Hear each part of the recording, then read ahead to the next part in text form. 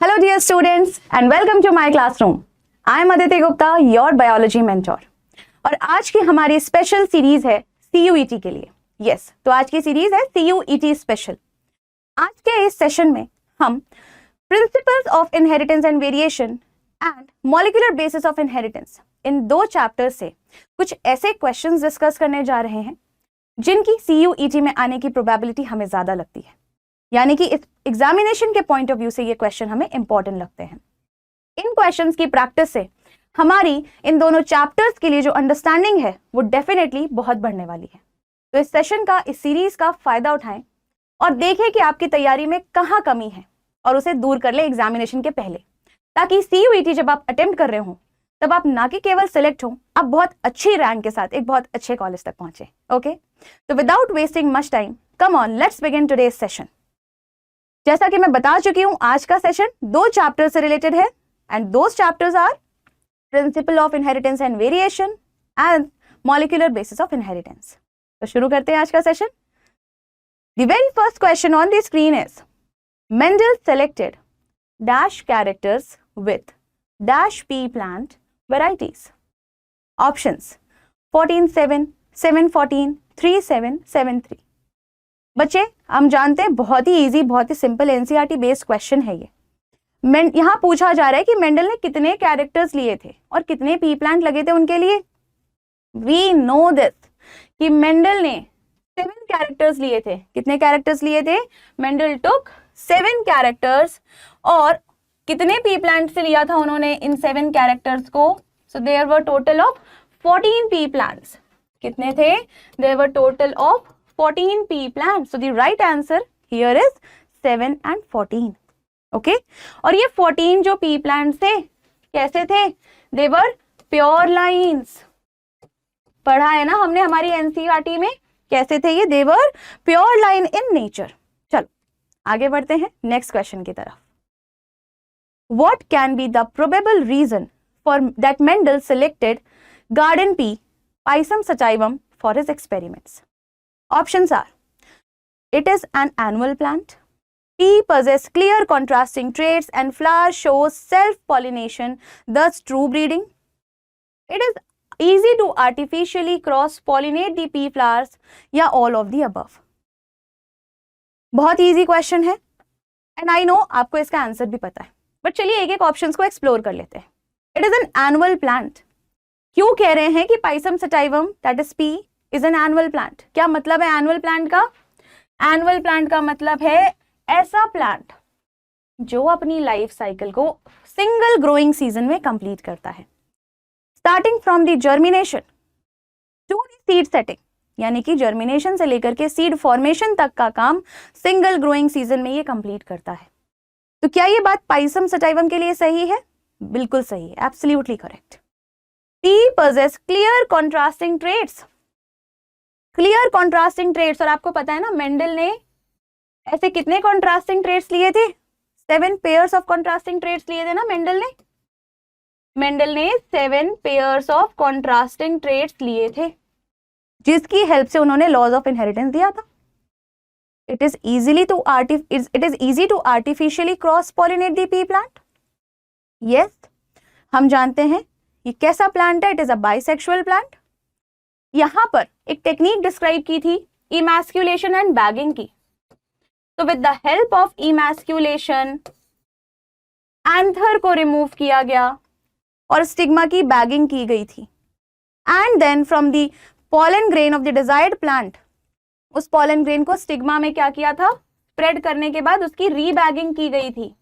तो emasculation and bagging की technique से इजीली हमने क्रॉस पॉलिनेट किया था और अपना desired set of combination obtain किया था. राइट, मेंडल ने यही किया था. So the right answer here is all of the above. Okay, moving ahead. The reasons for Mendel success to put forward the principles of heredity are: his experiments had a large sampling size. He experimented on successive generations of the test plants. His choice of contrasting traits. More than one option is correct. इसमें से कौन सा वो reason है जिसकी वजह से Mendel को सक्सेस मिली थी? पहला, His experiments led to a large sampling size. इन्होंने जो सेट ऑफ एक्सपेरिमेंट, जो सैंपल साइज था, ये इनका बड़ा था।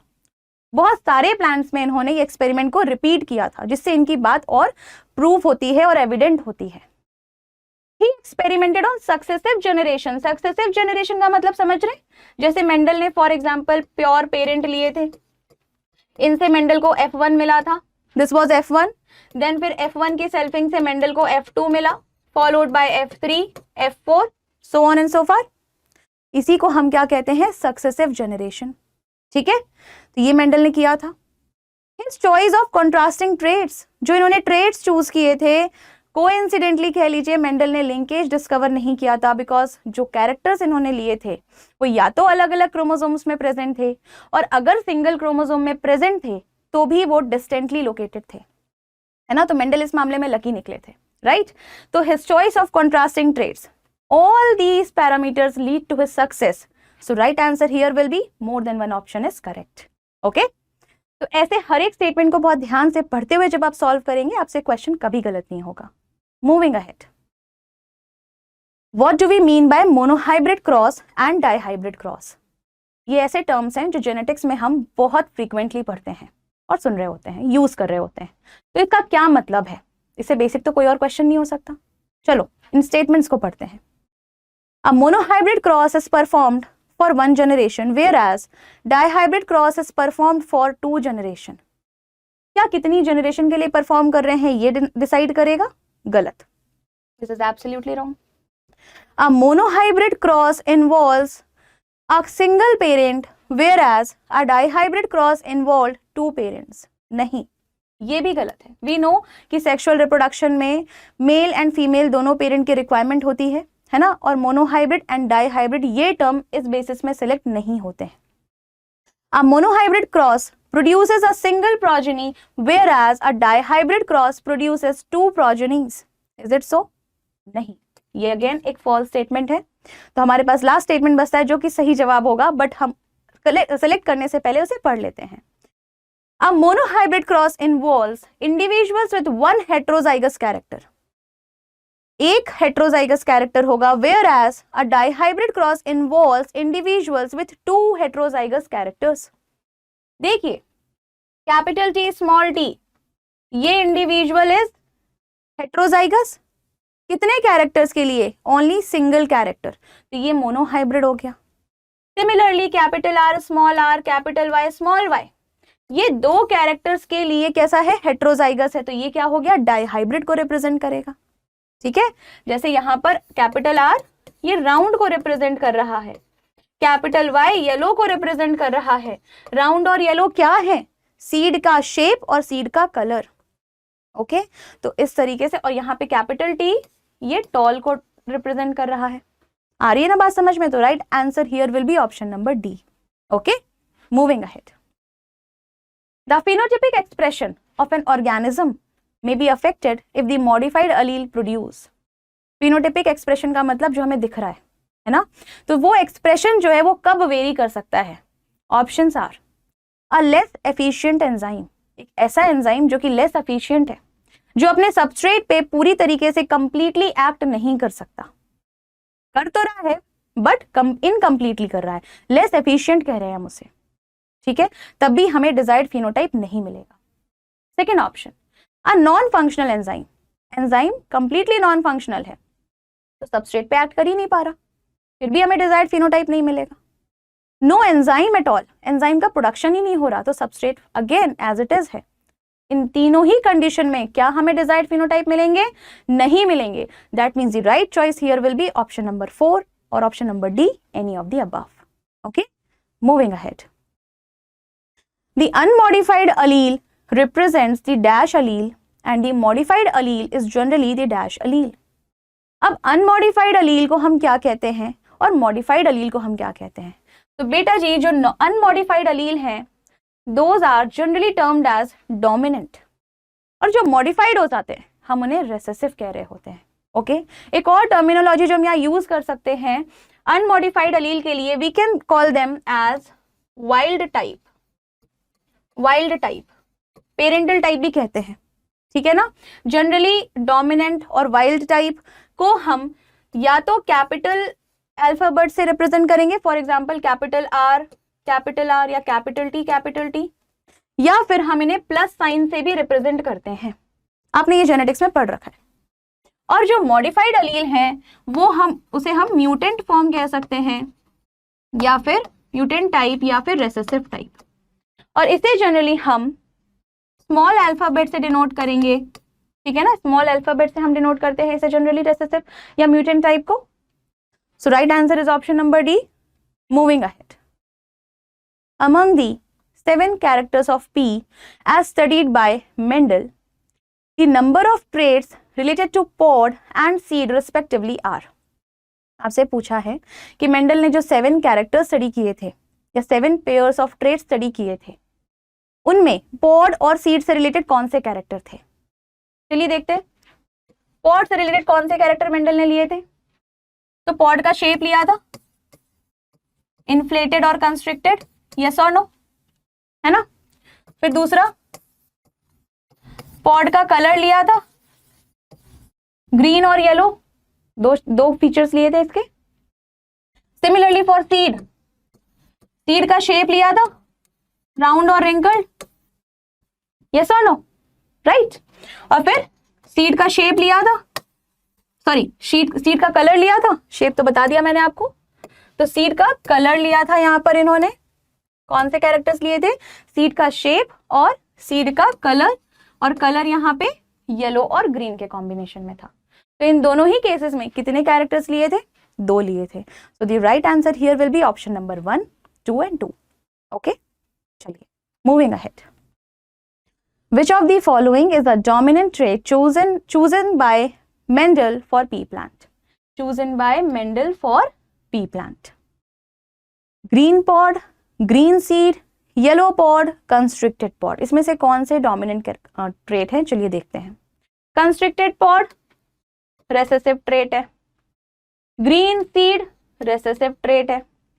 सीड कलर के लिए डोमिनेंट क्या है, येलो है ना। पॉड के शेप के लिए डोमिनेंट क्या है, इन्फ्लेटेड है ना, ठीक है। अब ग्रीन और येलो में देख लेते हैं। तो green pod it is again, और येलो पॉड, है ना। तो green pod is a dominant character where yellow pod is a recessive character. तो राइट आंसर यहां पे क्या हो जाएगा, ग्रीन पॉड। डोमिनेंट ट्रेट यहां पर ग्रीन पॉड है। ओके, चलो मूविंग अहेड।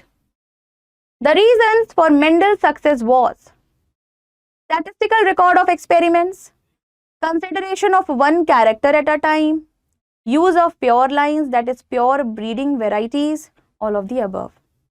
इनमें से क्या वो फैक्टर था जिसने मेंडल को सक्सेस दी थी।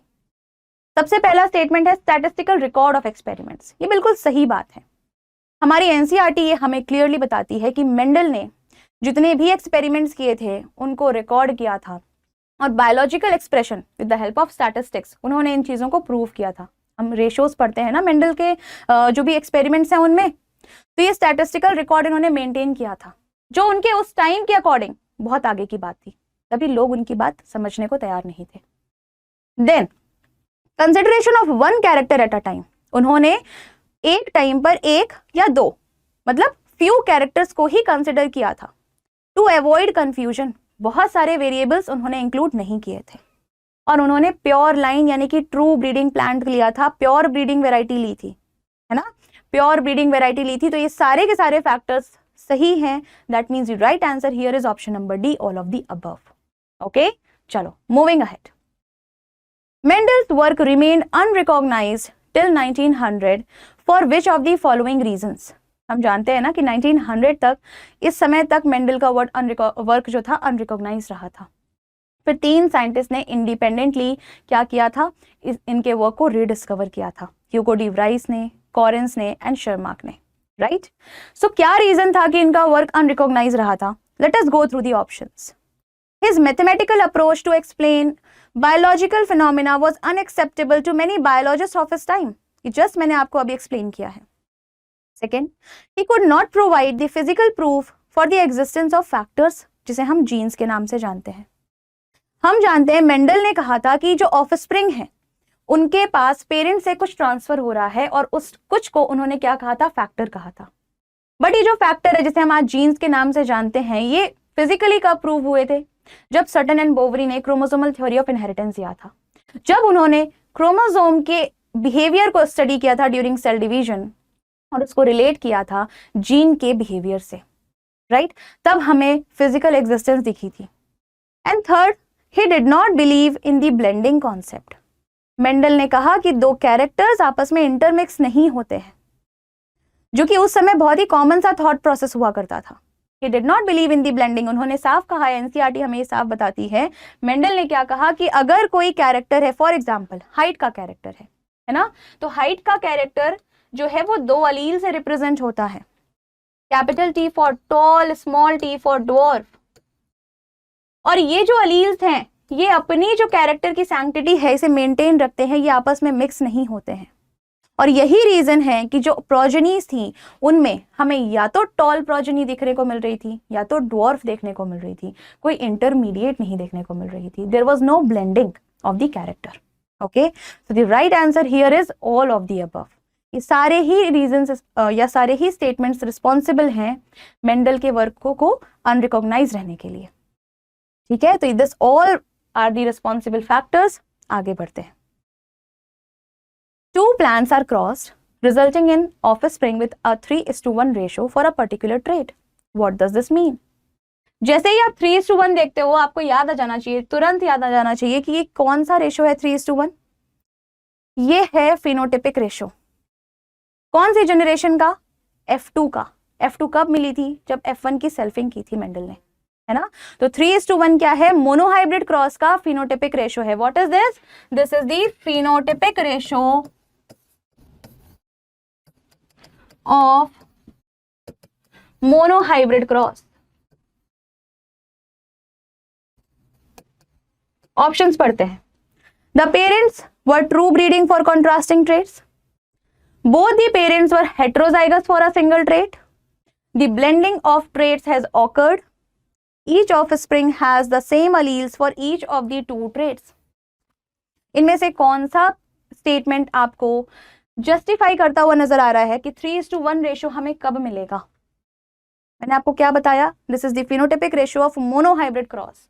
मोनोहाइब्रिड क्रॉस में पेरेंट कैसे होते हैं? For example capital T small T F1 selfed by capital T small T, यानी कि both the parent male and female, both the parent are heterozygous for how many characters? For single character, है ना। So both the parents were heterozygous for a single trait. यही होगा इसका right answer. Okay, next, which of the following represents a test cross? Test cross क्या है और क्यों है ये हमने पढ़ रखा है। इनमें से कौन सा क्रॉस टेस्ट क्रॉस को डिनोट कर रहा है? We know, we have studied that test cross is conducted in order to identify the genotype of individual. For example, capital T, this is also tall. Capital T, small t, this is also tall. अब P plant को देख करके हम ये कैसे identify करें कि इनमें से कौन सा जीनोटाइप उस पर्टिकुलर टॉल प्लांट में होगा? तो इसे फिगर आउट करने के लिए क्या किया जाता है? F1 को, that is capital T small t, let's say कि F1 क्या है? कैपिटल T स्मॉल t है। इसको हम क्या कर रहे हैं? हम रेसेसिव पेरेंट से बैक क्रॉस कर दे रहे हैं, हम रेसेसिव पेरेंट के साथ इसकी क्रॉसिंग कर रहे हैं। इस कंडीशन में हमें क्लियरली पता चल जाएगा कि कैसा जीनोटाइप है based on the progeny we will get, है ना। क्योंकि देखिए इस कंडीशन में कितने गैमीट बन रहे हैं? 2 टाइप के गैमीट बन रहे हैं, बट इन दिस कंडीशन सिर्फ एक ही टाइप के गैमेट बनेंगे, स्मॉल टी, क्योंकि होमोजाइगस पेरेंट है। तो जब आप इनको प्लेस करते हो पुनेट स्क्वायर में तो आपको क्या रेशो मिलता है? टॉल इज टू ड्वार्फ का 1:1 रेशो मिलता है। टेस्ट क्रॉस का रेशो, मोनोहाइब्रिड टेस्ट क्रॉस का रेशो यही है। तो हमें पता चल गया कि जो टॉल प्लांट था वो हेट्रोजाइगस था। अगर ये होमोजाइगस होता, इसको देखते हैं, अगर ये होमोजाइगस होता तो ये क्या करता? ये सिर्फ कैपिटल टी अलील बना रहा होता। सिमिलरली जो रेसेसिव पेरेंट है वो भी स्मॉल टी अलील बनाते हैं। तो इस केस में क्या हमें ड्वार्फ मिलता? कभी नहीं मिलता। हमेशा क्या मिलता है? टॉल प्लांट मिलता। तो इस तरीके से हम पता करते हैं कि जीनोटाइप क्या होगा। ठीक है, so right answer here will be option number C. Okay, moving ahead. Mendel's observation of the segregation of alleles in gamete formation has its basis in which of the following stages of cell division? Cell division की किस stage में, जो हम कहते हैं कि Mendel ने जो हमें बताया था कि सेग्रीगेशन ऑफ अलील्स होते हैं, यानी कि अगर कैपिटल टी और स्मॉल टी ये दो अलील हैं किसी इंडिविजुअल में, तो ड्यूरिंग गैमीट फॉर्मेशन जो गैमीट्स बनेंगे उसमें एक ही अलील जाता है, ये अलील क्या हो जाते हैं, सेपरेट होते हैं, सेग्रीगेट होते हैं। तो ये जो सेग्रीगेशन का प्रोसेस है ये सेल डिवीजन के किस स्टेज में होता है? बहुत ही ईजी सा क्वेश्चन है, ये आपके सेल डिवीजन की अंडरस्टैंडिंग से रिलेट करता हुआ क्वेश्चन है। We know in case of meiosis, in case of meiosis segregation of homologous chromosomes takes place, है ना, homologous chromosomes का segregation होता है meiosis में, वो भी meiosis 1 है ना, phase 1 of meiosis 1 में क्या होता है, segregation of homologous chromosomes takes place। तो genes क्या है, जीन भी तो उन्हीं chromosomes में present है ना, that means उन जीन का segregation कब होगा, है ना, phase 1 of meiosis में होगा। so right answer here will be option number C। okay, चलो moving ahead। Which of the following is correct for law of dominance proposed by Mendel? Characters are controlled by discrete units called factors. In dissimilar pair of factors, one member of the pair dominates the other. Factors occur in pairs. More than one option is correct. क्या है law of dominance के according? तो Mendel ने F1 कैसे achieve किया था? F1 pure tall और pure dwarf parent को क्रॉस करके उन्हें F1 मिला था which was tall in nature. इस F1 में सिर्फ और सिर्फ एक ही पेरेंट के कैरेक्टर एक्सप्रेस हो रहे थे, वन पेरेंट, दूसरे पेरेंट का कैरेक्टर एक्सप्रेस नहीं हो रहा था, है ना। तो इन्होंने क्या बोला लॉ ऑफ डोमिनेंस के लिए? Characters are controlled by discrete units called factors, factors ही कंट्रोल करते हैं कैरेक्टर को, जिन्हें हम आज जीन्स के नाम से जानते हैं। इन डिसिमिलर पेयर ऑफ फैक्टर, देखिए यहाँ पे कैपिटल टी और स्मॉल टी है, डिसिमिलर है, सिर्फ एक ही एक्सप्रेस कर पा रहा है, एक ही है जो डोमिनेट कर रहा है, capital T is dominating over small T, तभी तो स्मॉल टी का एक्सप्रेशन नहीं देखने को मिलता। और फैक्टर्स हमेशा कैसे हैं? पेयर्स में है, तो हम देख रहे हैं ना पेयर्स में ही तो है। तो right answer here will be option number D, more than one option is correct. Okay, next question. The law of segregation is based on the fact that alleles do not show blending. The paired factors or alleles segregate from each other such that a gamete receives the two factors as in the original paired form. Homozygous parents produce similar types of gametes, whereas heterozygous ones produce two types of gametes, each having one allele with an unequal proportion, या फिर all of the above. Segregation, law of segregation इनमें से किस statement पर based है? Alleles do not show blending, क्या मतलब? Capital T small T का एग्जांपल मैं बार बार ले रही हूँ। In this individual during gamete formation, ये जो अलील है कैपिटल टी और स्मॉल टी ये सेपरेट हो जाएंगे, एक गैमीट में कैपिटल टी दूसरे में स्मॉल टी चला जाएगा। क्या इनमें आपस में कोई मिक्सिंग है? बिल्कुल नहीं। तो capital T small T that means ये टॉलनेस को दिखा रहा है और ये डॉर्फनेस को रिप्रेजेंट कर रहा है, इनमें आपस में कोई मिक्सिंग नहीं है, तो पहला स्टेटमेंट सही है।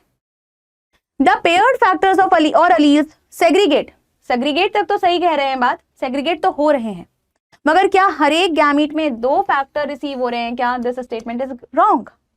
सिंगल रिसीव कर रहे हैं ना, दो फैक्टर कहाँ रिसीव कर रहे हैं? Then third, homozygous parent similar type के गैमीट प्रोड्यूस करते हैं, ये ठीक था। Heterozygous produce two types of gametes, ये भी ठीक था। गलत कहाँ हुआ? Each one having one allele with an unequal proportion. बेटा अनइक्वल प्रपोर्शन तो नहीं होता, ऐसा तो नहीं है कि एक में आधा गया तो दूसरे में 1.5 चला गया, इक्वल डिस्ट्रीब्यूशन है ना अलील्स का। तो थर्ड स्टेटमेंट भी गलत है। तो right answer here will be option number A, alleles do not show blending. Okay, तो कंफ्यूज नहीं होना है, अच्छे से मतलब समझ करके ही मार्क करना है आपको आंसर। चलिए आगे बढ़ते हैं। Both the phenotypic and genotypic ratio is 1:1. Sorry, both the phenotypic and genotypic ratio is 1:2:1 in the F2 generation of incomplete dominance, codominance, dominance, both A and B. कब हमें phenotypic और genotypic दोनों ratio 1:2:1 देखने को मिलते हैं? We know dominance में ऐसा नहीं होता है। इन case of dominance phenotypic ratio 3:1 है, तो जीनोटिपिक रेशो 1:2:1 होता है। बट हमने लॉ ऑफ डोमिनेंस के एक्सेप्शन भी पढ़ रहे हैं. Incomplete dominance, for example flower colour in antirrhinum majus, है ना, flower colour in antirrhinum majus हमने पढ़ रखा है. सिमिलरली कोडोमिनेंस, बहुत अच्छा एग्जाम्पल इसका एबीओ ब्लड ग्रुप है. ये दोनों किसके एक्सेप्शन है? लॉ ऑफ डोमिनेंस के एक्सेप्शन है. और इन दोनों ही केसेस में हमें फिनोटिपिक और जीनोटिपिक रेशो क्या देखने को मिलते हैं? 1:2:1 देखने को मिलते हैं. ओके, क्या देखने को मिलते हैं? 1:2:1. ओके, जैसे for example red colour is represented by homozygous dominant R in antennum majors. Similarly, small r homozygous condition represents white color of flower in antennum majors. But जब आप इसको क्रॉस करते हो, F1 आता है, तो according to Mendel's law of dominance इसका colour होना चाहिए red, but here we receive pink phenotype. We receive pink phenotype. और जब आप इस F1 की सेल्फिंग करते हैं और इसे पुनेट स्क्वायर में प्लेस करते हैं, मेल और फीमेल गैमेट्स को जब आप पुनेट स्क्वायर में प्लेस करते हैं, तो आपको क्या देखने को मिलता है? Homozygous red parent, red progeny sorry, then pink progeny heterozygous दोनों, and then recessive white progeny. Okay, in the ratio of 1:2:1. I hope this point is clear. Okay, so right answer here will be option number D, both A and B. Moving ahead, the phenotypic expression of the character in the hybrid or F1 individual is intermediate of the two alleles in. phenotypic character हमें intermediate कब देखने को मिलता है? codominance, multiple allelism, incomplete dominance और lethality. अभी जो last question हमने डिस्कस किया उसमें आप ध्यान दें, अगर हमें फिनोटाइप क्या मिल रहा था? F1 में पिंक मिल रहा था, which was intermediate. इंटरमीडिएट था ना दोनों पेरेंट के कॉम्बिनेशन से. So right answer here is option number C, incomplete dominance. Okay. Progenies with O and AB blood groups are not possible from which of the following mating of parents? बहुत simple questions होते हैं ऐसे, इन्हें देख के बिल्कुल डरना नहीं होता. सिंपल सी चीज है, अगर प्रोजेनी का ब्लड ग्रुप O है, O ब्लड ग्रुप के लिए प्रोजेनी का जीनोटाइप कैसा होना चाहिए? वी नो स्मॉल i और स्मॉल i, दोनों पेरेंट से इसके पास में स्मॉल i अलील आना चाहिए. ठीक है, इसका मतलब अगर O ब्लड ग्रुप है प्रोजेनी का, तो पेरेंट कैसे होंगे? हेट्रोजाइगस होंगे. ठीक है, दूसरा जो प्रोजेनी है उसका ब्लड ग्रुप AB दिखा रखा है, AB दिखा रखा है, इसीलिए मैंने कहा कि पेरेंट हेट्रोजाइगस होंगे ना, दोनों कॉम्बिनेशन को देखते हुए.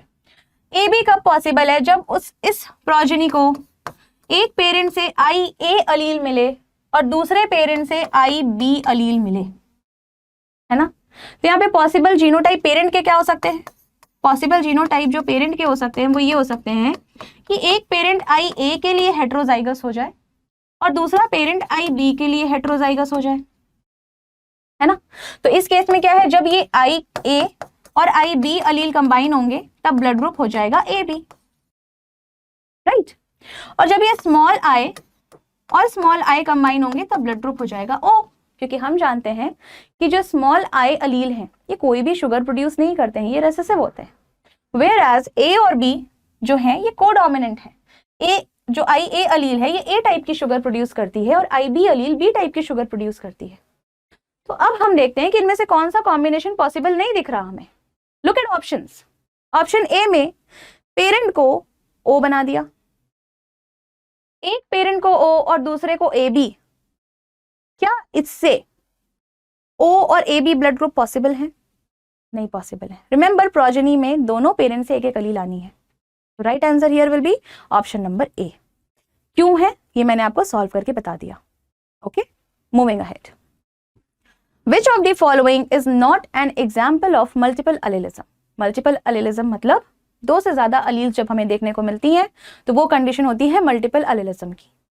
ABO blood group in humans, इसमें कितनी अलील थे? IA, IB और स्मॉल i. तीन अलील, तीन टाइप के अलील्स पॉसिबल हैं, बट किसी भी इंडिविजुअल में दो ही टाइप के अलील देखने को मिलती हैं. ठीक है. कोड कलर इन रैबिट्स, इसमें बेटा चार तरीके की अलील्स देखने को मिल जाती हैं. अगाउटी कोट कलर के लिए, चिंचिला कोट कलर के लिए, हिमालयन कोट कलर के लिए, and last one is albino. देखिए चार तरीके की अलील्स पॉसिबल हैं. Similarly self incompatibility in plants, जिसके बारे में आप sexual reproduction in flowering plants में पढ़ते हैं, यहां पर भी हमें मल्टीपल अलीलिज्म की कंडीशन देखने को मिलती है। S1, S2, S3, S4 ऐसे कई सारी अलील्स पॉसिबल हैं इन केस ऑफ सेल्फ इनकम्पैटिबिलिटी। एक जेनेटिक कंडीशन है ये। स्किन कलर इन ह्यूमंस, बेटा यहां पर मल्टीपल अलीलिज्म देखने को नहीं मिलता है। Although skin colour in humans ये पॉलीजेनिक इनहेरिटेंस शो करता है, ये हमारी एनसीईआरटी में बताती है। It shows polygenic inheritance, that means it is controlled by more than one genes. It is controlled by more than one genes. तो right answer here will be option number D, polygenic inheritance. Okay, next question is what will be the ratio of offsprings in a cross between the red flowered and pink flowered Mirabilis jalapa plant? Red or pink? Mirabilis jalapa, again an example of incomplete dominance. Example of incomplete dominance, है ना। और पूछ रहा है क्या कि red और pink colour के फ्लावर को जब आप क्रॉस करते हैं तो इसमें ऑफस्प्रिंग का रेशियो क्या होगा। Red is represented by pure homozygous condition, pink is represented by heterozygous condition। तो जब इसका क्रॉस होगा तो रेड और पिंक कितने रेशो में मिल जाएंगे बेटा, बहुत सिंपल है, 1:1 के रेशो में मिलेंगे। So the right answer here is option number A, 1:1। Okay, next, Mendel gave the law of segregation और purity of gametes on the basis of. Law of segregation या फिर प्यूरिटी ऑफ गैमेट्स जिसे कह रहे हैं, जिसके बारे में हम कई बार डिस्कस कर चुके हैं आज के सेशन में, वो किस बेसिस में मेंडल ने दिया था। Dihybrid cross, monohybrid cross, out cross और बैक क्रॉस। तो यहाँ पर बहुत सिंपल सा ये स्टेटमेंट है, मोनोहाइब्रिड क्रॉस के बेसिस में मेंडल ने हमें बताया था कि मेंडल ने बताया कि जो प्यूरिटी ऑफ गैमेट्स है वो मेंटेन रहती हैं, ब्लेंडिंग कैरेक्टर्स शो नहीं करते हैं, characters never show blending. Okay, I repeat this question. Mendel gave the law of segregation or purity of gametes on the basis of dihybrid cross, monohybrid cross, out cross, back cross. So it was given on the basis of monohybrid cross. Mendel ने monohybrid cross के basis में law of dominance और law of segregation दिया था। law of segregation को ही law of purity of gametes कहा था, क्योंकि अगर गैमीट जिसने कैपिटल टी अलील रिसीव किया है तो ये प्योर है किस कैरेक्टर के लिए, टॉलनेस के कैरेक्टर के लिए। सिमिलरली गैमीट जिसने स्मॉल टी रिसीव किया है ये प्योर है किस कैरेक्टर के लिए, डॉर्फनेस के कैरेक्टर के लिए। इनमें कोई और मिक्सिंग या कोई और फीचर मिक्स नहीं है। ओके, तो law of purity of gamete was based on monohybrid cross. Next question, the chromosomal theory of inheritance was put forward by Sutton and Boveri, Bateson and Punnett, Morgan या फिर D Vries. NCERT में जो भी scientist के name given है, जो भी examples given है, वो हमें पता होने चाहिए, and it is directly from your NCERT. The right answer we all know, Sutton and Boveri, है ना। Sutton and Boveri gave chromosomal theory of inheritance. Moving ahead, how many maximum types of gametes are produced from an individual with the genotype capital A small a, capital B small b, capital C small c, if the last two genes B and C are incompletely linked? जब statement में लिख दिया incompletely linked, that means यहाँ पे किसकी possibility है, recombination की possibility है। किसकी पॉसिबिलिटी है, रिकॉम्बिनेशन की पॉसिबिलिटी है। ये जो जीनोटाइप दे रखा है ये कैसा जीनोटाइप है, it is trihybrid in nature. 3 characters के लिए it is heterozygous, that means it is trihybrid in nature. Simple अगर हम फॉर्मूले में पुट करते हैं value 2 to the power n, where n represents number of heterozygous genes या फिर नंबर ऑफ हेट्रोजाइगस एलील्स, कितनी है यहाँ पर, n रिप्रेजेंट्स कितने हमें हेट्रोजाइगस कंडीशन देखने को मिल रही है। So n here is 3, trihybrid cross है ना। So 2 to the power 3 it comes as 8। कितने गैमीट्स बनेंगे, 8 बनेंगे। ये आप फोर्कलाइन मेथड से भी आपने जरूर स्कूल में या जहां भी आपने पढ़ाई की है आपने जरूर सीखा होगा। सिंपल फोर्कलाइन मेथड में हम क्या करते हैं ये मैं आपको अभी बता देती हूँ। अगर आपको कभी ये याद नहीं आ रहा है तो फोर्कलाइन मेथड में हम क्या करते हैं, वी नो गैमीट में अलील्स जो है वो सेपरेट होते हैं। तो चलिए एक जीन से शुरू करते हैं और इनके दोनों अलील्स को सेपरेट करते हैं। कैपिटल ए और स्मॉल ए को मैंने सेपरेट कर लिया। अब इस कैपिटल ए के साथ में कैपिटल बी और स्मॉल बी दोनों के जाने की प्रोबेबिलिटी है। सिमिलरली स्मॉल ए के साथ भी कैपिटल बी स्मॉल बी दोनों के जाने की प्रोबेबिलिटी है। In the same manner capital C और स्मॉल सी, इन्हें भी हम स्प्लिट करते हैं।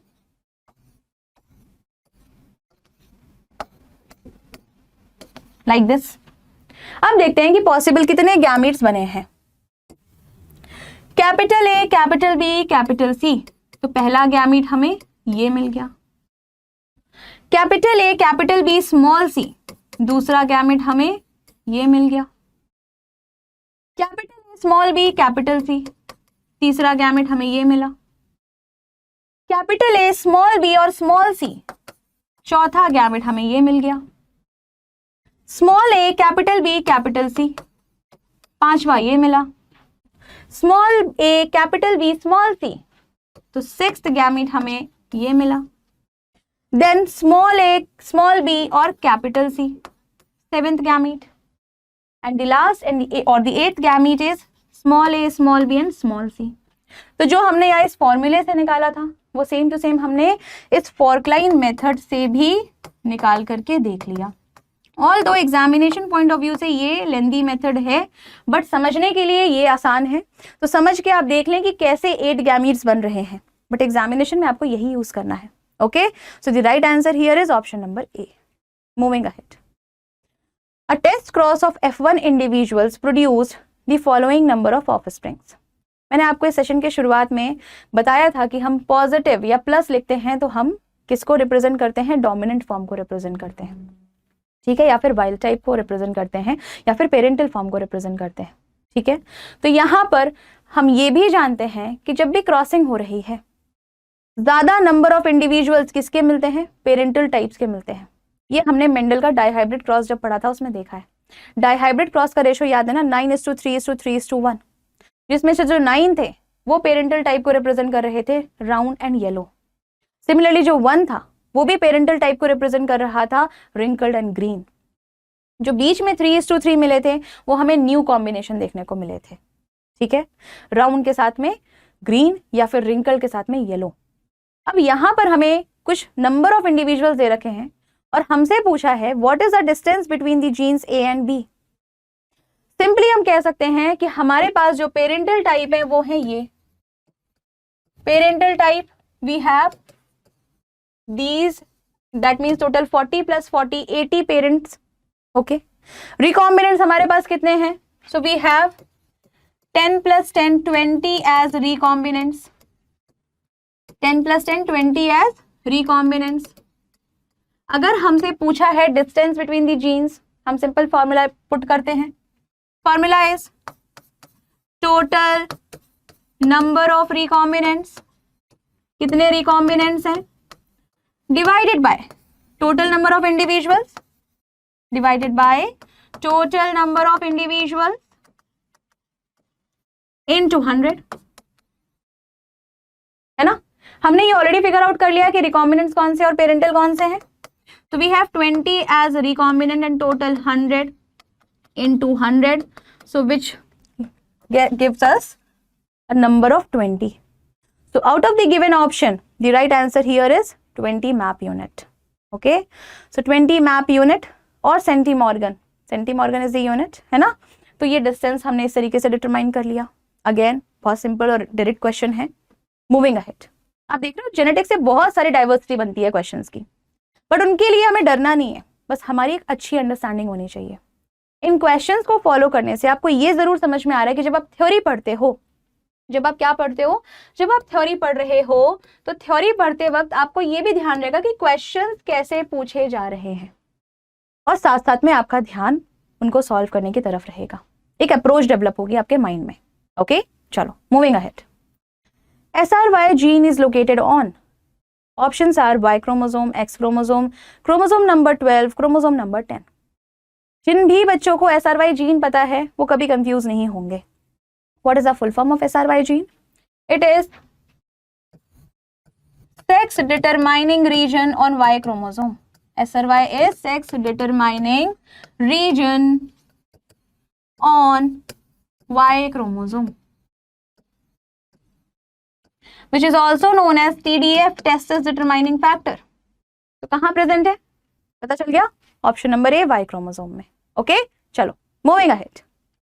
Match the columns, column 1 and column 2 आपको दे रखे हैं। कॉलम 1 में आपको कुछ कंडीशंस मेंशन है, ट्राइसोमी, टेट्रासोमी, डबल मोनोसोमी या फिर नलीसोमी। म्यूटेशन पार्ट में हम इसे पढ़ते हैं। और कॉलम 2 में वैसी कंडीशन दे रखी हैं जो इनसे मैच कर रही हैं। फॉर एग्जाम्पल ट्राइसोमी, ट्राइसोमी में एक क्रोमोसोम बढ़ गया, ट्राई हो गया ना। जनरली दो होते हैं ना हमारे पास, होमोलोगस क्रोमोसोम है तो पेयर में हम कहते हैं, राइट। जैसे क्रोमोसोम नंबर 1 है तो वो पेयर में प्रेजेंट है, हमारे पास 2 हैं। बट अगर उसकी जगह मैं कह दूं एक और क्रोमोसोम है, क्रोमोसोम 1 की कितनी कॉपी आ गई, 3, तो ये ट्राइसोमी हो गई। तो trisomy will be represented by, यहाँ पे हमें साफ दिख रहा है 2n+1 की कंडीशन, दैट मीन्स ए का ऑप्शन क्या जाना चाहिए, सेकेंड। इनमें से हम देखें तो हमारे पास ए और सी ऐसे ऑप्शन है जो ए को सेकेंड मार्क कर रहे हैं। टेट्रासोमी है ना, टेट्रा में क्या हो गया, 2 डबल हो गए, ठीक है। तो टेट्रासोमी किससे रिप्रेजेंट हो रहा है, ऑप्शन बी का थर्ड जाना चाहिए। बी का क्या जाना चाहिए, थर्ड जाना चाहिए। तो ए और सी दोनों ने ही बी को थर्ड मार्क कर रखा है। डबल मोनोसोमी यानी कि कम हुआ है एक क्रोमोसोम, बाकी डबल मोनोसोमी का मतलब है 2 क्रोमोसोम कम हुए हैं। फॉर एग्जांपल क्रोमोसोम नंबर 1 का भी एक एब्सेंट है, क्रोमोसोम नंबर 2 का भी एक एब्सेंट है। तो हम इस कंडीशन को कैसे रिप्रेजेंट करते हैं, 2n-1 दैट मीन्स सी का क्या होना चाहिए, फोर्थ होना चाहिए। हमें हमारा आंसर पता चल चुका है, ऑप्शन नंबर सी। चलो फोर्थ भी देख लेते हैं, नलीसोमी। नलीसोमी यानी कि वो क्रोमोसोम ही एब्सेंट है, 2n-2, डी का क्या होना चाहिए, 1। फॉर एग्जाम्पल क्रोमोसोम 1 दोनों ही एब्सेंट है, सिंगल कॉपी भी नहीं प्रेजेंट है ना, दोनों के दोनों एब्सेंट है, तो ये हो जाएगी नलीसोमी, है ही नहीं। तो right answer here is option number C. Okay, बहुत सिंपल है इनकी टर्मिनोलॉजी से, जब आप इनको रिलेट करके पढ़ते हो तो। Next, study the pedigree chart given below. अब यहाँ पे एक पेडिग्री चार्ट दे रखा है और आपसे बोल रहा है कि इसमें से कौन सी ये कंडीशन बता रखी है, ऑटोसोमल है कि सेक्स लिंक्ड है, डोमिनेंट है कि रेसेसिव है। रेसेसिव है कि डोमिनेंट ये पता करने के लिए एक सिंपल सी चीज होती है, हमने पढ़ रखी है क्या बेटा, अगर जिस भी डिसऑर्डर की बात हो रही है, अगर वो डिसऑर्डर हर एक जनरेशन में एक्सप्रेस हो रहा है, दैट मीन्स ये कैसा है, डोमिनेंट है। रेसेसिव कैरेक्टर्स हर जनरेशन में एक्सप्रेस नहीं होते हैं, बट डोमिनेंट हमेशा एक्सप्रेस हो जाते हैं। क्यों, क्योंकि इनके एक्सप्रेशन के लिए तो एक सिंगल अलील ही काफी है, और क्योंकि हम हर जनरेशन में देख रहे हैं, that means it is dominant. ठीक है, ये कैरेक्टर कैसा है, ये डोमिनेंट है। ऑप्शंस देखते हैं, autosomal dominant trait, recessive x linked trait, dominant x linked trait, या फिर ईदर ए और सी। रेसेसिव तो नहीं है, अब ये ऑटोसोमल है कि सेक्स लिंक्ड है या फिर एक्स लिंक्ड है, ये देखते हैं। तो हम क्या क्लियरली देख रहे हैं कि फीमेल जो अफेक्टेड है उससे ये जो डिजीज है ये उसके सन और उसके डॉटर दोनों में इक्वली एक्सप्रेस हो रही है, यानी कि ये सन में भी जा रही है और ये डॉटर में भी जा रही है। ठीक है, it can be x linked dominant disease, क्योंकि अगर ये एक्स लिंक्ड डोमिनेंट डिजीज है तो अगर इससे जो अफेक्टेड वाला एक्स क्रोमोसोम है वो अगर इस मेल में जाएगा, क्योंकि वी नो फीमेल से एक्स क्रोमोसोम जाता है मेल में, तो मेल अफेक्टेड हो जाएगा। और मेल तो वैसे भी हमेशा अफेक्टेड होते हैं अगर वो एक्स लिंक्ड है, क्योंकि सिंगल कॉपी होती है। और डॉटर में भी अगर वो अफेक्टेड एक्स क्रोमोसोम चला जाएगा तो डॉटर अफेक्टेड हो जाएगी, डिजीज हो जाएगी। ठीक है, it can also be autosomal, क्योंकि ऑटोसोमल डिजीजेस भी जो है वो सेक्स इररिस्पेक्टिव ऑफ सेक्स वो मेल और फीमेल दोनों में इक्वली एक्सप्रेस होते हैं। तो अब ये कौन सा है उसके लिए हमारे पास में और इन्फॉर्मेशन होनी चाहिए। तो the right answer here will be option number D, either A और C. Okay, moving ahead, match the columns again. Column 1 mongolism, Klinefelter syndrome, Turner syndrome, Edwards syndrome, और कॉलम 2 में कंडीशन दिखा रखी है। आपको मैच करना है कि कॉलम 1 की जो डिसऑर्डर्स मेंशन है वो जेनेटिकली इनमें से किस फॉर्म से रिप्रेजेंट हो रही हैं, और ये हमारे एनसीईआरटी से ही क्वेश्चन है। मोंगोलिज्म एक नया टर्म आप लोग सुन रहे हैं, बट इसको आप बहुत अच्छे से जानते हैं। डाउन सिंड्रोम हम सब ने पढ़ रखा है, trisomy of which chromosome, 21st chromosome. So Down syndrome is also known as mongolism. So A का क्या है, ऑप्शन नंबर 2। तो ए के लिए 2 ऑप्शंस हमारे पास सी और डी में दिखते हैं। क्लेनफेल्टर सिंड्रोम, क्लेनफेल्टर सिंड्रोम में हमें क्या देखने को मिलता है, हमें एक extra copy of x chromosome देखने को मिलती है, दैट मीन्स बी का क्या होना चाहिए, 1 होना चाहिए। अगेन सी और डी में सेम चॉइस है। टर्नर सिंड्रोम में हम देखते हैं कि एक क्रोमोसोम मिस हो रखा है, दैट मीन्स सी का ऑप्शन नंबर 4 होना चाहिए। That means option number D is the right answer. यहाँ पे एडवर्ड सिंड्रोम भी एक और गिवन है जो आपकी एनसीईआरटी में मेंशन नहीं है, बट आपके क्वेश्चन ने पूछ रखा है। बट क्या इसके बेसिस में आप क्वेश्चन को छोड़ देंगे? नहीं, क्योंकि जो पहले 3 ऑप्शंस हैं वो आपको पता है, पहले 3 जो ऑप्शंस दे रखे हैं उनके बारे में आप जानते हैं, तो उन तीनों को सॉल्व करके बट ऑब्वियस है 4th ऑप्शन ऑटोमेटिकली आप सेलेक्ट कर सकते हैं। तो कई बार ऐसे क्वेश्चंस भी आते हैं जिसमें आप ऑप्शंस को रूल आउट करके भी सॉल्व कर सकते हैं, ठीक है। So right answer here is option number D. Moving ahead, the 6th amino acid in the beta globin chain of HBA peptide is glutamic acid, valine, histidine, proline.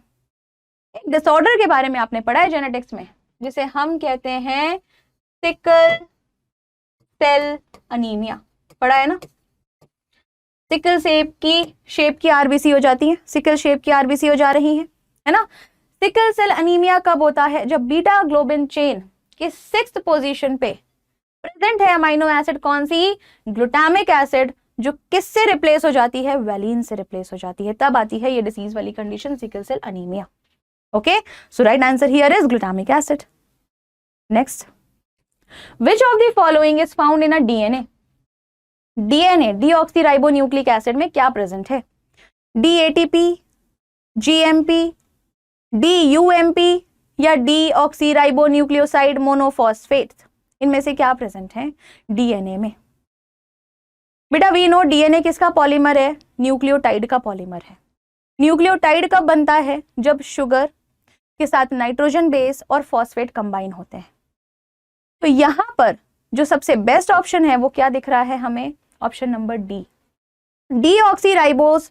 यहाँ पे sugar कौन सा है? डीऑक्सीराइबोज है, क्योंकि डीएनए में deoxyribose sugar होती है। न्यूक्लियोसाइड मोनोफॉस्फेट, क्योंकि न्यूक्लियोटाइड बनते वक्त सिंगल फॉस्फेट ही प्रेजेंट होता है। So right answer here is option number D, deoxyribonucleoside monophosphate. Okay, next, which of the following is not found in a deoxyribonucleotide? अब एक राइबोन्यूक्लियोटाइड में क्या नहीं है? Phosphodiester bond, phosphoester bond, glycosidic bond या फिर more than one option is correct. इस question को सॉल्व करने से पहले कई बच्चे सोचेंगे मैम इतने सारे बॉन्ड तो हमें नहीं पता, नहीं समझ में आते, बट डरना नहीं है, घबराना नहीं है, हम है ना आपकी हेल्प के लिए। डीऑक्सीराइबोन्यूक्लियोटाइड कैसे बनेगा? देखो, एक शुगर बनाते हैं, हम जानते हैं इसमें पेंटोज शुगर होती है, ठीक है। तो पहले 4 कार्बन तो देखो ये रहे, 5वां कार्बन रिंग के बाहर रहता है यूं इस तरीके से, ठीक है। अब ये जो शुगर मैंने बनाई है, कौन सी शुगर बनाई है? ये मैंने बनाई है डीऑक्सीराइबोज। क्यों कहते हैं इसको डीऑक्सीराइबोज बच्चों? आपने पढ़ रखा है, इसके सेकेंड कार्बन में ऑक्सीजन नहीं होता है। यहाँ पे इसके 3rd में OH ग्रुप प्रेजेंट है, बट 2nd में नहीं है। जब आप इसको राइबोज से कंपेयर करते हो तो यहाँ पे राइबोज के केस में 2nd कार्बन में OH ग्रुप होता है, ठीक है। अब आगे सुनो, इस 1st कार्बन से नाइट्रोजन बेस आकर के अटैच होते हैं, nitrogen base with the help of glycosidic linkage. तो ग्लाइकोसाइडिक लिंकेज तो देखो यहाँ पे मिल गया हमें, ठीक है। इसके 5th कार्बन पे फॉस्फेट आकर के अटैच होता है with the help of phosphoester linkage. तो यहाँ पर फॉस्फोएस्टर लिंकेज भी मिल गया हमें। तो कौन सा लिंकेज एब्सेंट है? फॉस्फोडाइएस्टर लिंकेज एब्सेंट है। ऑप्शन नंबर ए, फॉस्फोडाइएस्टर। फॉस्फोडाइएस्टर कब बनेगा? फॉस्फोडाइएस्टर बनते हैं जब जब ये न्यूक्लियोटाइड आपस में कंबाइन हो रहे होते हैं डीएनए बनाने के लिए। ये तो न्यूक्लियोटाइड बनाया मैंने, अब इसके नीचे एक और न्यूक्लियोटाइड अगर ऐसा ही बना दूं मैं, ठीक है। तो यहाँ पे देखो, इसके 5वें कार्बन पे एक फॉस्फेट होगा। अब इनको जब आपस में चेन बनानी है तो वो क्या करेंगे? देखिए क्या करेंगे, ये आपने पढ़ रखा है ना ऑलरेडी। ये क्या करेंगे, जो आपस में इन्हें चेन बनानी है तो जो इसका फॉस्फेट है वो इसके हाइड्रोक्सिल ग्रुप से रिएक्ट करेगा और यहाँ पे एक और फॉस्फोएस्टर बॉन्ड बनेगा। तो यहाँ पे ये हो गया phosphodiester bond. Now this is phosphodiester bond. तो ये कब प्रेजेंट होता है? डीएनए में प्रेजेंट होता है, ना कि एक सिंगल न्यूक्लियोटाइड में। Okay, next question, read the following statements. A purine is heterocyclic 9-membered double ring structure with nitrogen at 1, 3, 7 and 9 position. Purine का एग्जाम्पल आपने एडेनाइन और गुआनिन पढ़ रखा है और इनके स्ट्रक्चर में हम देखते हैं कि डबल मेंबर्ड रिंग है, इस तरीके से हेटेरोसाइक्लिक होती हैं, यानी कि साइकिल में कार्बन के अलावा भी और स्ट्रक्चर है। यहाँ पे नाइट्रोजन देखने को मिलता है और नंबरिंग अगर करें तो 1, 2, 3, 4, 5 एंड 6 7, 8 एंड 9। तो नाइट्रोजन किस पोजीशन में है? 1, 3, 7 एंड 9। तो फर्स्ट पॉइंट तो सही है। A pyrimidine is heterocyclic 6-membered ring structure with nitrogen at 1 and 3 position. Pyrimidine का एग्जाम्पल आपने साइटोसिन, थाइमीन या फिर यूरेसिल का पढ़ा है। इसका structure simple single membered ring है इस तरीके से। नाइट्रोजन कितनी पोजीशन पे है?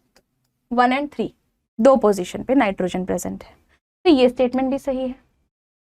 Purine nucleosides have 1,9 glycosidic linkage, whereas pyrimidine nucleosides have 1,1 glycosidic linkage. ये कौन सी लिंकेज की बात हो रही है? शुगर के साथ बॉन्ड बनाने की बात हो रही है। मैंने जस्ट अभी आपको समझाया कि जो शुगर है उसका फर्स्ट कार्बन नाइट्रोजन बेस के साथ बाइंड करता है, बट अगर वो नाइट्रोजन बेस प्यूरिन है तो इसका 9th वाला नाइट्रोजन बाइंड करेगा, और अगर वो नाइट्रोजन बेस पायरिमिडीन है तो उसका फर्स्ट वाला नाइट्रोजन बाइंड करेगा। तो थर्ड पॉइंट भी बिल्कुल सही है, 1,9 and 1,1 glycosidic linkage. Fourth, 2 nucleotides are linked by 5,3 phosphodiester linkage to form dinucleotide. अभी मैंने आपको समझाया किस तरीके से फॉस्फोडाइएस्टर बॉन्ड बन रहा था। 5th कार्बन पे जो फॉस्फेट प्रेजेंट है वो 3rd कार्बन पे जो हाइड्रोक्सिल ग्रुप प्रेजेंट है उसे रिएक्ट करके फॉस्फोडाइएस्टर बॉन्ड बना रहा था। Okay, that means 4th statement is also correct. Moving ahead towards the 5th statement. Ribose sugar can be represented as C5H10O4, whereas deoxyribose sugar can be represented as C5H10O5. बेटा यहाँ पे ये statement गलत हो गया। मैंने आपको समझाया, डीऑक्सीराइबोज, ऑक्सीजन हटा दो, डीऑक्सी हटा दो ऑक्सीजन, किससे हटा दो? राइबोज से हटा दो। तो हटाया था ना राइबोज के 2nd कार्बन पे जो ऑक्सीजन था, तो ऑक्सीजन कम होगा ना इसके फॉर्मूले में। That means deoxyribose is represented by C5H10O4, और C5H10O5 ये क्या रिप्रेजेंट कर रही है? ये राइबोज रिप्रेजेंट कर रही है। तो 5th स्टेटमेंट हो गया गलत। क्वेश्चन आपसे पूछ रहा है which of the above statements are correct? Right answer is option number B. चारों ऊपर के करेक्ट है, 5th को छोड़ के। ये क्वेश्चन देखने में बहुत बड़ा दिख रहा है, स्टेटमेंट बहुत बड़े बड़े से दिख रहे हैं, बट डायरेक्टली आपकी एनसीईआरटी से और बहुत ईजी है। मॉरल ऑफ द स्टोरी, बड़े क्वेश्चन को देख के डरेंगे नहीं, ध्यान से पढ़ेंगे और सही सही सॉल्व करके आएंगे। ठीक है, चलो next. Which of the following double stranded DNA samples will have highest melting temperature? That with. अब हाईएस्ट मेल्टिंग टेम्परेचर किसका होगा ये हम कैसे डिसाइड करेंगे? हमने एक चीज पढ़ रखी है, हमें पता है, क्या पता है हमें? कि एडिनाइन हमेशा डबल बॉन्ड बनाता है थाइमीन के साथ, और गुआनिन हमेशा ट्रिपल बॉन्ड बनाता है साइटोसिन के साथ, ये हमें पता है। अब बताओ, डबल बॉन्ड को तोड़ने के लिए ज्यादा एनर्जी लगेगी या ट्रिपल बॉन्ड को? बट ऑब्वियस है, ट्रिपल बॉन्ड को तोड़ने के लिए ज्यादा एनर्जी लगेगी। इसका मतलब क्या ढूंढना है हमें कि इनमें से किस डीएनए सैंपल में जीसी कंटेंट ज्यादा है। ऑप्शंस देखते हैं। ए 90% जीसी, बी 2% ए, सी 20% ई, या फिर डी 20% ए। बहुत सारे बच्चे जल्दबाजी में जैसे ही देखेंगे ये 90% का फिगर, इसे मार्क कर देंगे। आगे बढ़ें और दिमाग लगाएं। 2% ए। चारगाफ का इक्विवेलेंसी प्रिंसिपल हमें क्या सिखाता है? उसने हमें बताया है ना कि जितना प्यूरिन होगा उतना ही पायरिमिडीन होगा एक डीएनए के डबल स्ट्रैंडेड स्ट्रक्चर में। अगर यहाँ पे 2% ए है, ये हमें क्या सिग्निफाई करता है कि यहाँ पे टी भी कितना होगा? 2% टी होगा। दैट मीन्स टोटल 80 कंटेंट इसमें कितना हो गया? टोटल 80 कंटेंट इसमें 4% हो गया। तो बचा हुआ 96% क्या होगा? इसमें जीसी कंटेंट होगा।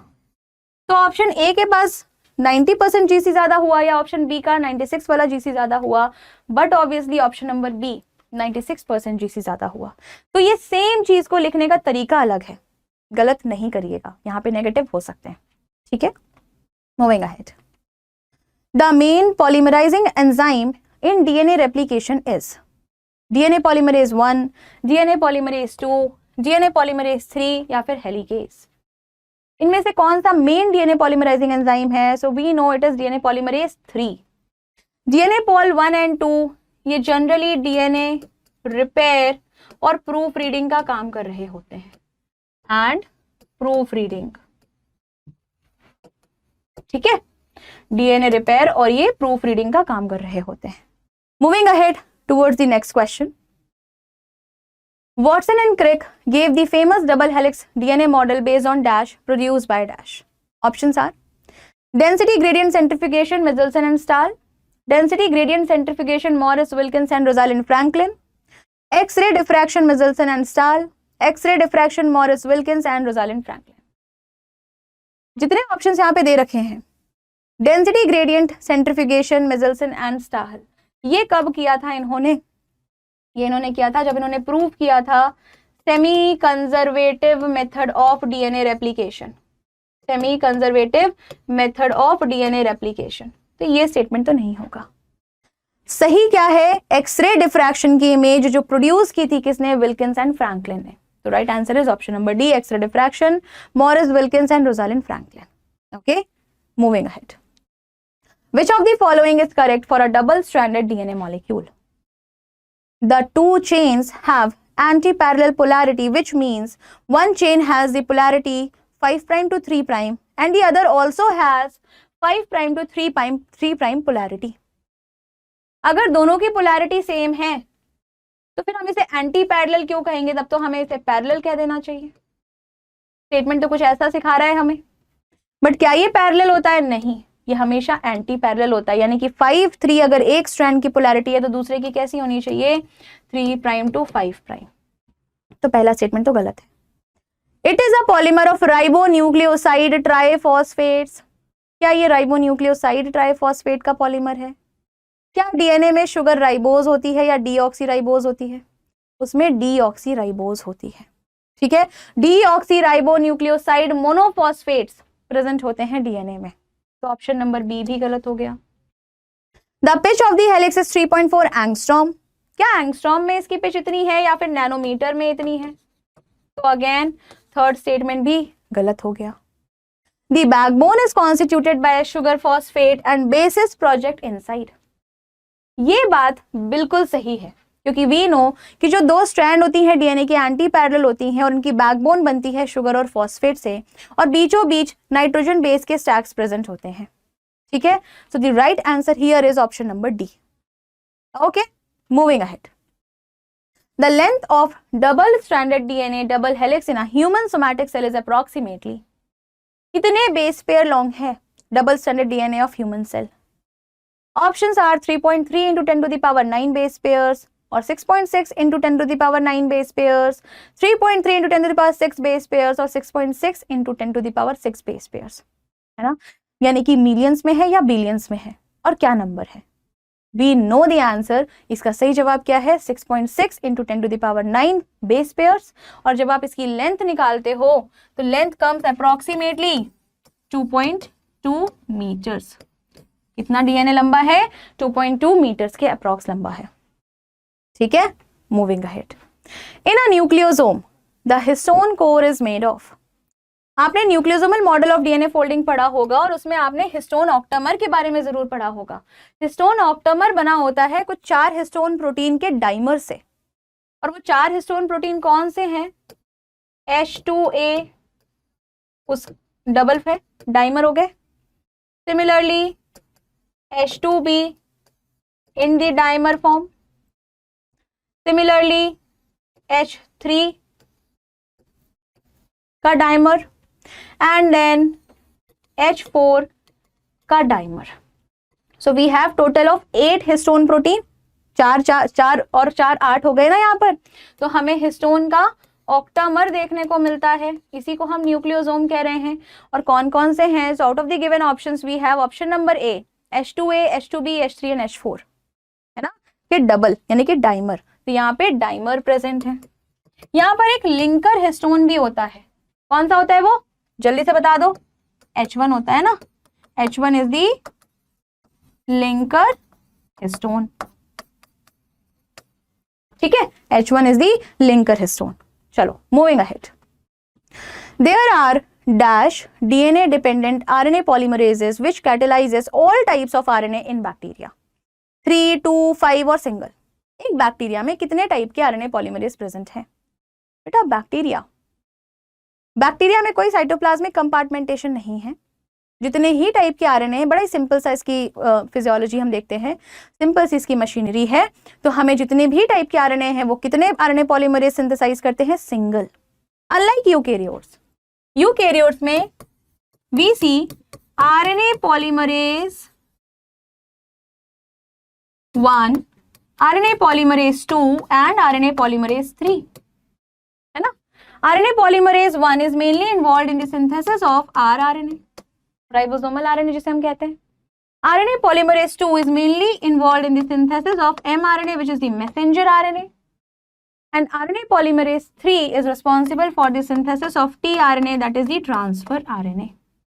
Okay, but in bacteria we see only single RNA polymerase. Moving ahead. Which of the following is not a criteria for a molecule to act as genetic material? We know that DNA and RNA both are nucleic acids. But हमने DNA को ही क्यों genetic material कहा है? क्या reason है? ये हमने अच्छे से पढ़ा है. Let's go through the options. Options. Option A, it should be able to generate its replica. It should be able to pass itself to the next generation. It should provide the scope for fast change, mutation. It should be structurally stable. इसमें से कौन सा criteria नहीं है genetic material का? पहला statement बिल्कुल सही है, वो अपना रेप्लिका बनाना चाहिए. रेप्लिका बनाता है ना, डीएनए देखो रेप्लिका बना रहा है. It should be able to pass itself from one generation to the next, तो पेरेंट से प्रोजेनी में ये ट्रांसफर होता है. फोर्थ, स्ट्रक्चरली और केमिकली भी स्टेबल होना चाहिए, तो फोर्थ ऑप्शन भी सही है, it should be structurally stable. ठीक है. थर्ड कह रहा है फास्ट चेंज का स्कोप देना चाहिए. क्या ये है? इतना तेजी से जेनेटिक मटेरियल बनेगा, चेंज होता जाएगा, तो जेनेटिक कॉन्स्टिट्यूशन का क्या फिर? It should provide the scope for slow changes, तो ये स्टेटमेंट इनकरेक्ट है. तो option number C will be the right answer here, है ना. ये क्राइटेरिया नहीं है डिसाइड करने का कि मॉलिक्यूल जेनेटिक मटेरियल की तरह एक्ट करेगा या नहीं करेगा. Moving ahead. Dash is added to the 5' end of HNRNA in the process of dash. HNRNA का फुल फॉर्म हम जानते हैं, it is heterogeneous nuclear RNA. Options पढ़ते हैं. Methyl guanosine triphosphate splicing, guanylyl transferase tailing, methyl guanine triphosphate capping, guanylyl transferase capping.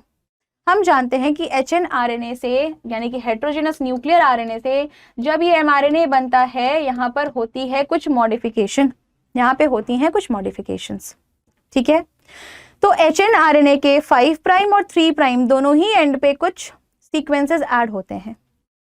यहाँ पे 5' पे होने वाले चेंजेस के बारे में पूछा है, which is the capping, which is capping. 5 mg capping हम करते हैं. So right answer here is methyl guanosine triphosphate, और इस प्रोसेस को हम क्या कह रहे हैं? कैपिंग. 3' एंड पे टेलिंग होता है, पॉली ए टेल जो हम ऐड करते हैं. ठीक है. So right answer here is option number C. Moving ahead. In the transformation experiment what did Griffith observe? Griffith का ट्रांसफॉर्मेशन एक्सपेरिमेंट याद है ना? डीएनए को जेनेटिक मटेरियल एस्टैब्लिश करने का जो सबसे प्रिमिटिव एक्सपेरिमेंट है वो ग्रिफिथ ने किया था. In the bacteria Diplococcus pneumoniae, which is now known as Streptococcus pneumoniae. उस बैक्टीरिया की 2 स्ट्रेन ली थी ग्रिफिथ ने. रफ स्ट्रेन जिसे हम R स्ट्रेन कहते हैं, स्मूथ स्ट्रेन जिसे हम S स्ट्रेन कहते हैं. स्मूथ था क्योंकि वो कैप्सूल प्रोड्यूस करता था और इसी वजह से वो पैथोजेनिक था. रफ था बिकॉज वो नॉन कैप्सुलेटेड था और इसीलिए वो नॉन पैथोजेनिक था, क्योंकि होस्ट सेल उसे बहुत आसानी से किल कर लेती थी. अब स्टेटमेंट्स पढ़ते हैं. Mixing heat killed non pathogenic strain of bacteria with living pathogenic strain makes the pathogenic strain non pathogenic. ऐसा कुछ हुआ था क्या? हीट किल्ड नॉन पैथोजेनिक को जब लिविंग पैथोजेनिक से मिक्स करोगे तो पैथोजेनिक स्ट्रेन ही नॉन पैथोजेनिक हो जाएगी? नेवर, गलत. Mixing heat killed pathogenic strain of bacteria with living non-pathogenic strain can convert all the living cells into pathogenic form. क्या सारी की सारी लिविंग सेल पैथोजेनिक हो जाएंगी? सारी की सारी बदल जाएंगी, ट्रांसफॉर्म हो जाएंगी? नहीं. Mixing heat killed pathogenic strain of bacteria with living non-pathogenic strain can convert some of the living cells into the pathogenic form. And last, infecting mice with non-pathogenic strain of bacteria makes them resistant to pathogenic strains. क्या non-pathogenic से infect कर देंगे तो pathogenic के लिए भी resistance आ जाएगा? नहीं, ऐसा नहीं है. थर्ड स्टेटमेंट क्या कह रहा है कि जब heat killed pathogenic strain यानी कि S strain को जब heat के थ्रू kill कर दिया, उसको जब living R के साथ में रखा तब उसमें लिविंग आर की कुछ सेल क्या हो गई, ट्रांसफॉर्म हो गई पैथोजेनिक फॉर्म में, यानी कि अब वो कैप्सूल प्रोड्यूस करने लग गई, एस फॉर्म में कन्वर्ट हो गई। और यही सेम ऑब्जर्वेशन था ग्रिफिथ का। That means the right answer here is option number C. ठीक है, और ग्रिफिथ ने कहा था कि यहाँ पर ट्रांसफॉर्मेशन हो रहा है, बट किस मटेरियल का ट्रांसफर हो रहा है ये उस वक्त प्रूव नहीं हुआ था। तो उस मटेरियल को ग्रिफिथ ने क्या कहा था, ग्रिफिथ ट्रांसफॉर्मिंग प्रिंसिपल, है ना। ग्रिफिथ ट्रांसफॉर्मिंग प्रिंसिपल उन्होंने दिया और उन्होंने कहा कि कुछ सब्सटेंस है जो एक बैक्टीरिया से दूसरे बैक्टीरिया में ट्रांसफर हो रहा है, जो उसे पैथोजेनिक बना रहा है नॉन पैथोजेनिक से। और आज हम ये जानते हैं it is DNA. Okay, moving ahead. Match the columns. Column 1 में ओकर, इनिशिएटर, एम्बर एंड ओपल है। कॉलम 2 में हमें कोडॉन्स के सीक्वेंस दे रखे। Match the columns. Column 1 and column 2 are given. Column 1 में हमें कुछ सीक्वेंस दे रखे हैं, ओकर, इनिशिएटर, एम्बर एंड ओपल, और यहाँ पे हमें कोडॉन्स दे रखे हैं। इनके रिस्पेक्टिव हमें सही कोडॉन्स आइडेंटिफाई करने हैं। इनिशिएटर के अलावा ओकर, एम्बर एंड ओपल, ये तीनों किसको रिप्रेजेंट कर रहे हैं, ये तीनों स्टॉप कोडॉन्स को रिप्रेजेंट करते हैं। ठीक है, initiator in the process of protein synthesis also known as translation, यहाँ पर हमेशा इनिशिएटिंग कोडॉन कौन सा होता है, it is AUG which codes for methionine, which codes for methionine, right? So B का राइट ऑप्शन क्या होगा, थर्ड। तो B के लिए राइट चॉइस क्या है, थर्ड, जो कि हमें B और D में देखने को मिलती है। Moving ahead towards ochre, amber and opal. So for ochre we know the sequence is UAA. तो A का राइट चॉइस क्या होना चाहिए, 2। A का राइट चॉइस 2 हमारे पास अगेन B और C में है। एम्बर के लिए राइट चॉइस हमें पता है UAG, तो C का राइट चॉइस क्या होना चाहिए, 1। और यहां पर हमें हमारा आंसर मिल चुका है। The right answer is option number D, which is यहाँ पे C का 1 एंड D का 4, विच इज ओपल। और ओपल कैसे रिप्रेजेंट होता है, UGA से रिप्रेजेंट होता है। ठीक है ना, it is again direct question. आगे बढ़ते हैं। Frame shift mutation due to insertion और deletion of dash which changes the reading frame of a gene from the point of insertion और डिलीशन। तो फ्रेम शिफ्ट म्यूटेशन कब होता है, किसे इंसर्ट कर दे या किसके डिलीशन पर होता है। ऑप्शंस आर 1 और 2 bases which are not in multiples of 3 bases और bases which are in multiples of 3, या फिर both A and B। बेटा रीडिंग फ्रेम चेंज जाना, आपको पता है ना कि जेनेटिक कोड कैसा है, ट्रिपलेट है ना, ट्रिपलेट में रीड होता है ना। मान लो मैंने यहाँ पे कुछ एक ऐसा सीक्वेंस लिखा है, मैंने यहाँ पर कुछ ऐसा सीक्वेंस लिखा है, ठीक है, तो इसको रीड कैसे किया जाता है, ट्रिपलेट्स में ये इस तरीके से रीड होता है। ठीक है, अब यहां पर कब फ्रेम शिफ्ट हो जाएगा, जब आपने मान लीजिए क्या कर दिया, मान लेते हैं कि यहां पर आपने इस A को हटा के इस A को डिलीट कर दिया। जब आप इस A को डिलीट कर दोगे तो जो नया रीडिंग फ्रेम बनेगा वो कुछ ऐसा बन जाएगा ना। ये नया रीडिंग फ्रेम एक एक शिफ्ट होता चला जा रहा है ना। इन द सेम वे अगर आप यहां पर कुछ ऐड कर दो, अगेन फिर से रीडिंग फ्रेम चेंज हो जाएगा। रीडिंग फ्रेम कब चेंज नहीं होगा, जब भी आप कुछ भी एडिशन और डिलीशन 3 के मल्टीपल्स में करते हैं। तो यहाँ पे राइट चॉइस क्या हो जाएगी, ऑप्शन नंबर डी। अगर आप 1 या 2 बेसिस हटा रहे हैं या फिर ऐसे बेसिस हटा रहे हैं जो कि मल्टीपल्स ऑफ 3 में नहीं है, तो वहां पर रीडिंग फ्रेम चेंज हो जाएगा, which causes frame shift mutation. Okay, है ना, बिल्कुल सिंपल सा क्वेश्चन। चलो आगे बढ़ते हैं। RNA was not selected as genetic material in most organisms because, मैंने आपको बताया RNA DNA की तरह ही न्यूक्लिक एसिड है, बट हमने इसे जेनेटिक मटेरियल की तरह, यानी कि नेचर ने इसे जेनेटिक मटेरियल की तरह चूज नहीं किया था। और उसके क्या रीजन थे? Options are, it is chemically unstable, the 2OH group present at every nucleotide in RNA is a reactive group, some RNAs are catalytic, या फिर all of the above। बेटा वी नो कि जो RNA में sugar present है, ribose sugar, उसके second carbon पे OH group present है जो कि उसे हाईली रिएक्टिव बनाता है, इस वजह से उसे केमिकली अनस्टेबल बनाता है। और कुछ RNAs हैं जिनके पास में एंजाइमेटिक प्रॉपर्टी है, that means they are catalytic in nature, for example ribozyme, है ना। तो ये सारी ही प्रॉपर्टीज इसे जेनेटिक मटेरियल के लिए सुटेबल नहीं बनाती हैं। तो right answer here will be option number D, all of the above. Okay, moving ahead.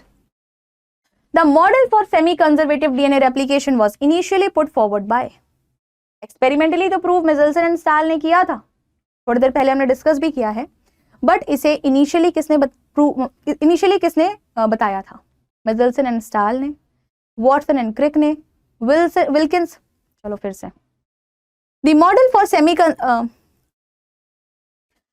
For semi conservative DNA replication was initially put forward by, options are Meselson and Stahl, Watson and Crick, Wilkins and Franklin, Nirenberg and मैथाई।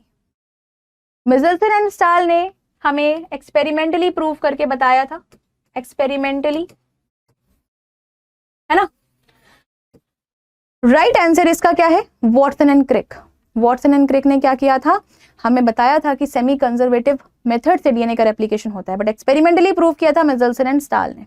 Wilkins and Franklin ने x ray diffraction वाली image obtain की थी, जिसकी help से Watson and Crick ने double standard DNA का structure हमें बताया था। Nirenberg and Matthaei genetic code की डिस्कवरी में इनका क्रेडिट जाता है।